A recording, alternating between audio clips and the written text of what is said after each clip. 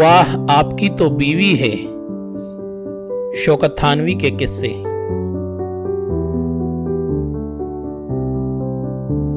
شوکت تھانوی باغ و بہار طبیعت کے مالک تھے۔ ایک بار بیوی کے ساتھ کراچی جا رہے تھے۔ جس ڈبہ میں ان کی سیٹ تھی وہ نچلی تھی۔ اوپر کی سیٹ پر ایک موٹے تازے آدمی براجمان تھے۔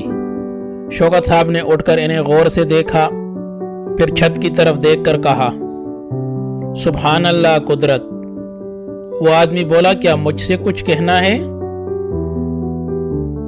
شوکت نے کہا، جی ہاں، آپ کی نظر میں کوئی لڑکی ہے؟ کیوں؟ میں اس سے شادی کروں گا، شوکت نے کہا۔ واہ آپ کی تو بیوی ہے۔